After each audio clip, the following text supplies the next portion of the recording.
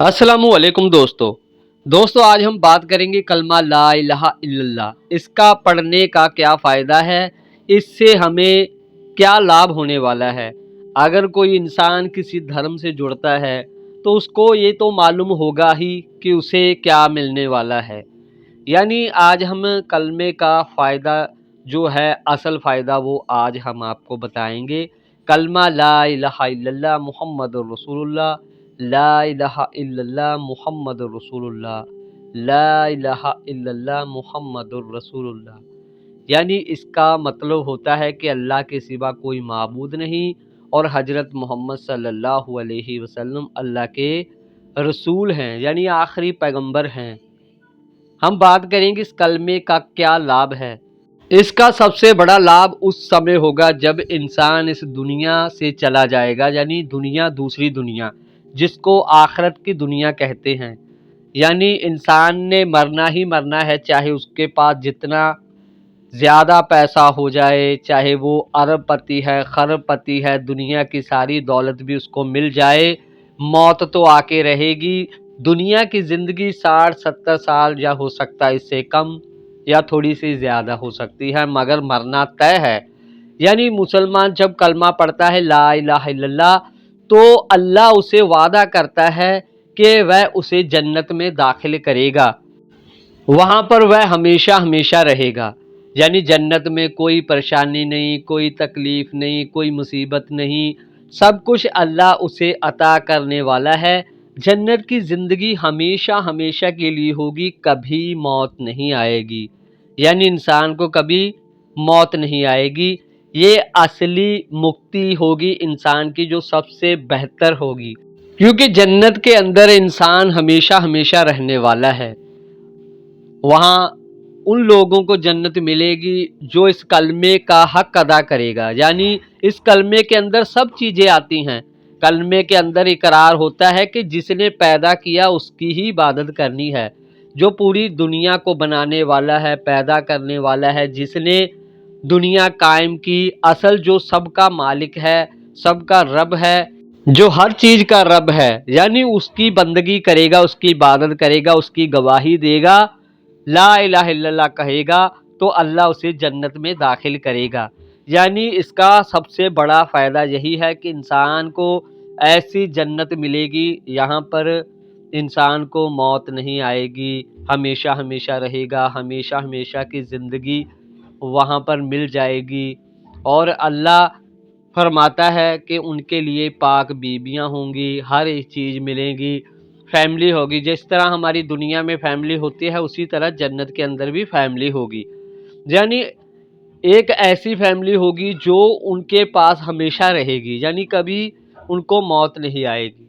यानी ऐसी ज़िंदगी मिलने वाली है इस कलमे पर जो कायम रहते हैं, क्योंकि इस कलमे के अंदर सब कुछ आता है।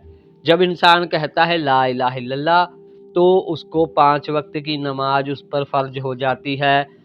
अल्लाह उसे हुक्म देता है कि तुम इंसाफ करो लोगों के दरमियान, अगर तुम खुद गलती करो, अगर तुम्हारे खिलाफ ही गवाही क्यों ना हो, तो तुम भी उस चीज़ को तस्लीम करो, मानो। यानी सच्चे दिल से मानना होगा, पूरी दुनिया में इंसाफ कायम करना होगा, किसी को तकलीफ़ नहीं देनी होगी। यानी सब उस रब के हुक्म है जो इस कलमे के अंदर आते हैं। यानी इंसाफ कायम करना, लोगों के साथ धोखाधड़ी या बेईमानी से काम नहीं लेना, हर एक के साथ इंसाफ करना, यानी ज़र्रा बराबर भी किसी के साथ नाइंसाफ़ी नहीं करनी होगी। इस कलमे की ये गवाही है। यानी अगर बंदा गवाही देता है ला इलाहा इल्लल्लाह, तो ये सब बातें इसमें आती है। कलमे का मतलब यही होता है, ला का मतलब होता है नहीं, इला कोई माबूद, यानी ये दो अल्फाज हैं, ला इलाहा कोई खुदा नहीं। जैसे लोग पत्थर को, दरख्तों को, सूरज को, चांद को, सितारों को, जो लोग जो पैगंबर थे, बड़े बड़े पैगंबर गुजरे और नेक लोग औलिया गुजरे, उनको लोग क्या करते थे, उनकी मूर्ति बना लेते थे, उनकी बंदगी करते थे। तो अल्लाह इन सब के बारे में फरमा रहा है इस कलमे के अंदर, ला इलाहा इल्लल्लाह।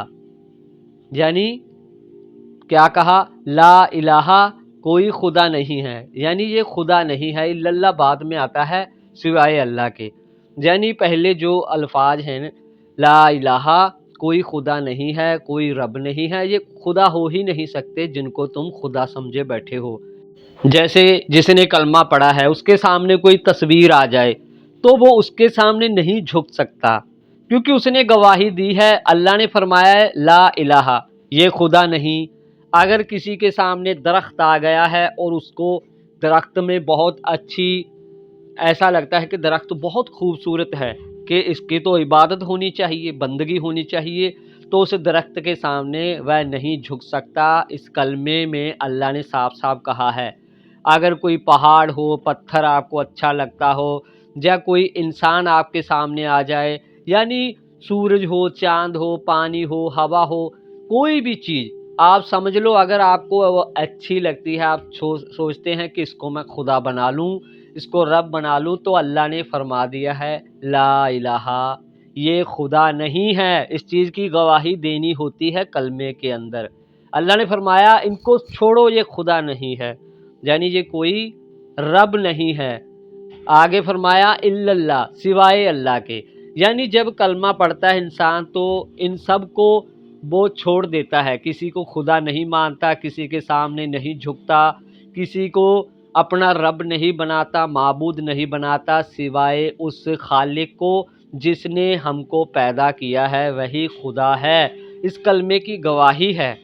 اس کلمے کی اگر انسان سچے دل سے گواہی دیتا ہے تو وہ ایک مسلم ہے۔ اپنے آپ کو یہ نہ کہو کہ میں کون ہوں، یعنی فرقوں کے نام ہو سکتے ہیں مگر دین ایک ہی ہے، وہ ہے صرف اسلام، اور اپنے آپ کو مسلمان کہو۔ فرقوں کے نام ہو سکتے ہیں، نام بے شک ہو سکتے ہیں، فرقوں کے نام رکھے جاتے ہیں، مگر ہم سب مسلمان ہیں، سب کا کلمہ ایک ہے۔ اس چیز کو پہچان کر زندگی گزارنی ہوگی، یہی ہمارے حق میں بہتر ہے۔ کلمے کا مقصد صرف رب اپنی بندگی چاہتا ہے، جیسے قرآن میں صاف صاف لکھا ہے اللہ ہر گناہ کو معاف کر سکتا ہے اگر اللہ چاہے تو، یہ نہیں کہ اللہ معاف ہی کر دے گا، اللہ چاہے تو معاف کر سکتا ہے مگر شرک کو معاف نہیں کرے گا۔ شرک اللہ کا شریک بنا لیتے ہیں کہ جو اللہ کر سکتا ہے وہ کوئی اور بھی کر سکتا ہے، جیسے سورج، چاند، ستارے اللہ نے بنایا، اور بیوی بچے سب کچھ اللہ نے عطا کیا ہے، ہر چیز اللہ عطا کرتا ہے۔ اگر انسان کوئی کہے کہ اللہ کے سوا، اس رب کے سوا اور بھی کوئی لوگ دیتے ہیں جو ایسی چیز دیتے ہیں جو اللہ دے سکتا ہے، تو وہ اللہ کا شریک بنا رہے ہیں، یعنی ایسا نہیں کرنا چاہیے، اس کلمے کے خلاف ہے یہ بات۔ تو اس کلمے کا مقصد یہی ہے کہ انسان اس مرنے کے بعد کی اچھی زندگی چاہتا ہے۔ اگر انسان سوچے نہیں اس دنیا میں ہی سب کچھ ہے، دنیا میں پیسہ ہے تو سب کچھ اچھا ہے، چنگا ہے، یعنی انسان کو چلو مان لو تمہارے لیے یہ سب کچھ اچھا ہے، اگر مرنے کے بعد وہ چیز تمہارے پاس نہیں ہے جس چیز کا اللہ نے وعدہ کیا تھا، تو اس کی آخرت تو خراب بالکل ہو جائے گی، ختم ہو جائے گا، کیونکہ اس کے لیے اس کا ٹھکانہ جہنم ہوگا، اس کے سوا اور کچھ نہیں ہوگا۔ یعنی اس کلمے کی گواہی سچے دل سے چاہیے، سچے دل سے چاہیے، اور پورا عمل کرنا ہوگا۔ کس پر عمل کرنا ہوگا؟ ہم اس کلمے کا جو ہم پڑھتے ہیں لا الہ الا اللہ، اس کا حق ادا ہوگا کیسے، یہ بھی ہمیں پتہ ہونا چاہیے، کیونکہ ہم گواہی اس چیز کی بھی دیتے ہیں محمد رسول اللہ، یعنی اللہ کے رسول کون ہے؟ محمد صلی اللہ علیہ وسلم۔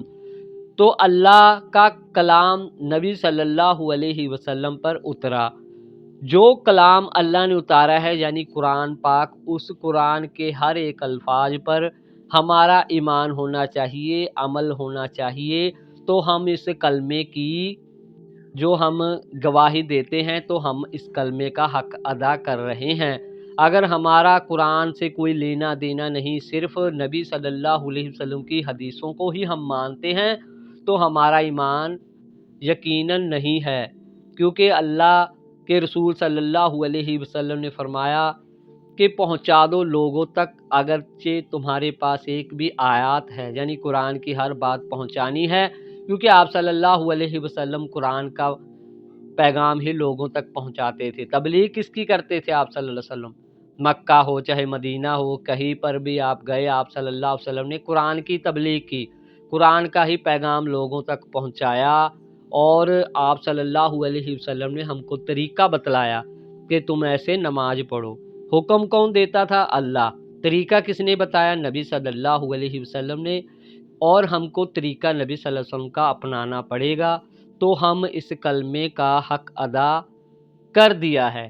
یعنی اس کلمے کا فائدہ کیا ہوا؟ اس کلمے کا فائدہ یہ ہے کہ ہماری آخرت اچھی ہوگی اور ہماری زندگی بہتر ہوگی، اور ہم ہمیشہ ہمیشہ کے لیے جنت میں اگر رہنا چاہتے ہیں تو ہم اس کلمے کا حق ادا کریں دل سے، کیونکہ اللہ نے انسان کو فری ول دیا ہے، اور فری ول کے ساتھ کیا دیا ہے؟ حساب کتاب بھی ہے۔ ایسا نہیں ہے کہ تم بالکل آزاد کر دیے گئے، اپنی من مرضی کرو، کرتے رہو، مگر اسلام میں فری ول تو ہے، مگر ساتھ میں حساب بھی ہے، حساب دینا ہوگا۔ اگر میں نے سوچا کہ اللہ نے تو اختیار دیا ہے، میں اچھے کام کر سکتا ہوں، چاہے میں برے کام کر سکتا ہوں، دونوں کر سکتا ہوں، اگر میں کوئی برا کام کرتا ہوں تو مجھ کو اس کا حساب دینا پڑے گا، اس لیے میں برا کام نہیں کروں گا، بچوں گا۔ یعنی ہم بچنے کی پوری کوشش کریں گے تاکہ ہم اس حساب سے بچیں جو حساب اللہ ہم سے لے گا۔ یعنی کسی کا مال نہیں کھانا، کسی پر ظلم نہیں کرنا، کسی پر اتیاچار نہیں کرنا، کسی کی برائی نہیں کرنا، یہ سب باتوں سے ہم بچیں گے تو ہم اچھا حساب ہمارا ہوگا۔ اگر ہم اپنے طریقے سے چلیں گے کہ چلو جو من میں آتا ہے کرتے پھرو، تو وہ حساب میں پھنسے گا، یعنی آخرت اس کی برباد ہو سکتی ہے۔ تو اس کلمے کا حق ادا ہم ایسے ہی کریں گے جیسے اللہ کے رسول صلی اللہ علیہ وسلم فرمایا کہ تم قرآن کو پڑھو، سمجھو، عمل کرو، اور میری سنت کو پکڑو، اور اسی طریقے سے تم عبادت کرو جس طریقے سے میں آپ کو کہتا ہوں، یعنی آپ صلی اللہ علیہ وسلم کا طریقہ ہماری زندگی میں لانا ہوگا۔ یہی سب سے بہتر ہے اس کلمے کا حق ادا کرنے کا موقع، یعنی کلمے کا ہم صحیح سے استعمال کریں گے، صحیح عمل کریں گے تو اس کا فائدہ ہمیں دنیا اور آخرت میں دونوں میں نظر آئے گا۔ یعنی کلمے کی گواہی سچے دل سے دینی ہوگی، یہ نہیں کہ صرف کلمہ ہی پڑھتے رہو، لا الہ الا اللہ۔ یعنی اس کا حکم کیا ہے، اس کلمے کے اندر کیا راز چھپا ہے، وہ سب باتیں جاننی ہوں گی۔ تو ہمیں چاہیے کہ اس کلمے کو سمجھے، غور کرے، فکر کرے، کیونکہ اللہ خود فرماتا ہے کیا تم غور نہیں کرتے، یعنی سمجھتے نہیں۔ یعنی اس کلمے کو سمجھنا پڑے گا، اللہ نے کیا حکم دیا ہے، کن باتوں سے روکا ہے، کن کو کہا ہے کہ یہ خدا نہیں ہے، دوسری طرف کہا ہے کہ سوائے اللہ کے، یعنی لا الہ الا اللہ۔ سمجھو اس بات کو۔ اللہ ہمیں اس کلمے پر یقینی طور پہ دل سے اس کلمے پر چلنے کی توفیق دے، آمین۔